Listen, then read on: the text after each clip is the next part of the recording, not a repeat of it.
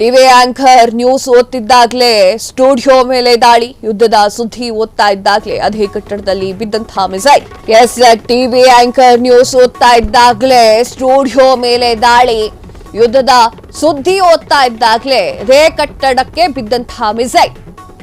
ಯುದ್ಧದಲ್ಲಿ ಮಕ್ಕಳ ಸ್ತ್ರೀಯರ ವಧೆ ಆಗಬಾರದು ಅಂತ ಹೇಳ್ತಾ ಇರುವಂತಹ ರ್ಯಾಪ್ ಮಾಡ್ತಾ ಇದ್ದಂತಹ ಆಂಕರ್, ನಮ್ಮಲ್ಲಿ ಡಿಡಿ ಹೇಗೋ ಅದೇ ರೀತಿ ಇರಾನ್ ಸರ್ಕಾರಿ ನ್ಯೂಸ್ ಚಾನೆಲ್ ಸ್ಟುಡಿಯೋ ಇದಾಗಿತ್ತು. ನಿರೂಪಕಿ ಯುದ್ಧವನ್ನ ವಿವರಣೆ ಮಾಡ್ತಾ ಇರುವಂತಹ ಸಂದರ್ಭದಲ್ಲಿ ಒಂದು ಮಿಸೈಲ್ ಬಂದು ಕಟ್ಟಡಕ್ಕೆ ಬಡಿಯುತ್ತೆ.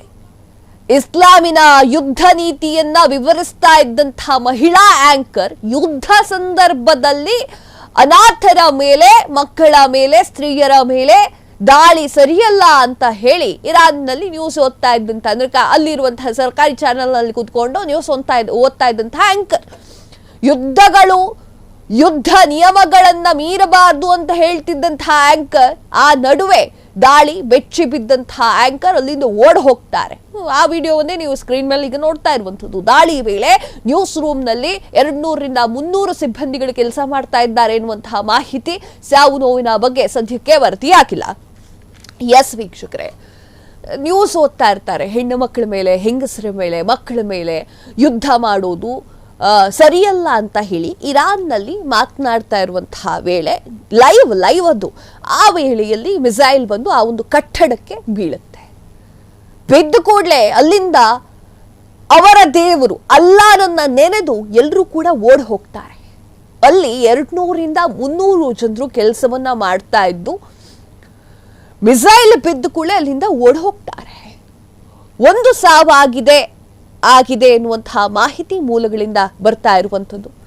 ಇಸ್ಲಾಮಿನ ಯುದ್ಧ ನೀತಿಯನ್ನ ವಿವರಿಸ್ತಾ ಇರ್ತಾರೆ ಆಂಕರ್. ಹೇಗೆ ಯುದ್ಧ ನಡೆಯುತ್ತೆ, ಹೇಗೆ ಯುದ್ಧ ಮಾಡಬೇಕು ಅಂತ ಇಸ್ಲಾಮಿಕ್ ಅಲ್ಲಿದೆ. ಯುದ್ಧದ ಸಂದರ್ಭದಲ್ಲಿ ಅನಾಥ ಮಕ್ಕಳ ಸ್ತ್ರೀಯರ ಮೇಲೆ ದಾಳಿಯನ್ನ ಮಾಡಬಾರದು ಅಂತ ಹೇಳಿ ವಿವರಣೆ ನೀಡ್ತಾ ಇದ್ದಂತಹ ವೇಳೆಯಲ್ಲಿ ಬಂದು ಬಡಿಯುತ್ತೆ ಮಿಸೈಲ್. ಆ ಮಿಸೈಲ್ನಿಂದ ಅದುರಿಗುಟ್ಟು ಹೋಗಿರುವಂತಹ ನಿರೂಪಕಿ ಅಲ್ಲಿಂದ ಎದ್ದು ಪರಾರಿ ಆಗ್ತಾರೆ. ಎಸ್ ವೀಕ್ಷಕರೇ, ಇಸ್ರೇಲ್ ಮತ್ತು ಇರಾನ್ ನಡುವಿನ ಸಂಘರ್ಷ 5ನೇ ದಿನ ಪೂರೈಕೆ ಮಾಡಿದ್ದು. ಎರಡೂ ದೇಶಗಳ ನಡುವೆ ಕ್ಷಿಪಣಿ ಬಾಂಬ್ಗಳ ದಾಳಿ ಮುಂದುವರೆದಿದೆ. ಇರಾನ್ ದಾಳಿಯಿಂದ ಇಸ್ರೇಲ್ನಲ್ಲಿ ಸಾವಿಗೀಡಾಗಿರುವಂತಹ ಸಂಖ್ಯೆ 24ಕ್ಕೆ ಏರಿಕೆಯಾಗಿದೆ. 292 ಮಂದಿ ಗಾಯಗೊಂಡಿದ್ದಾರೆ ಅಂತ ಹೇಳಿ ಮೂಲಗಳು ತಿಳಿಸಿದೆ.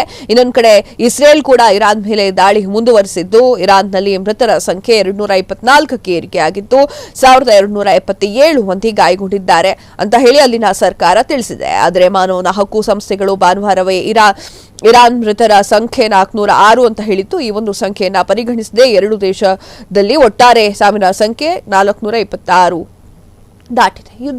ಯುದ್ಧ ಬೇಕಾ? ಯುದ್ಧದ ಸಮಯವ? ಈ ಜನಸಾಮಾನ್ಯರ ಪರಿಸ್ಥಿತಿ ಏನು? ಯುದ್ಧ ಮಾಡಿದ್ರೆ ಒಂದು ದೇಶ ಅಲ್ಲ, ಎರಡೂ ದೇಶಗಳು ಕೂಡ 10ರಿಂದ 20 ವರ್ಷಕ್ಕೆ, ಅದ್ರಕ್ಕಿಂತ ಹಿಂದಿನ ಒಂದಿಷ್ಟು ಇಯರ್ ಬ್ಯಾಕ್ ಹೋಗ್ಬಿಡುತ್ತೆ. ಸೊ ಆ ಒಂದು ಕಾರಣಕ್ಕೆ ನೋಡಿ ಏನಾಗುತ್ತೆ. ಕ್ಷಣ ಕ್ಷಣದ ಸುದ್ದಿಗಳಿಗಾಗಿ ಫ್ರೀಡಂ ಟಿವಿ ಸಬ್ಸ್ಕ್ರೈಬ್ ಮಾಡಿ, ಲೈಕ್ ಮಾಡಿ ಹಾಗೂ ಫಾಲೋ ಮಾಡಿ. ಹೊಸ ಸುದ್ದಿಗಳ ನೋಟಿಫಿಕೇಶನ್ಗಾಗಿ ಬೆಲ್ ಐಕಾನ್ ಮೇಲೆ ಕ್ಲಿಕ್ ಮಾಡಿ.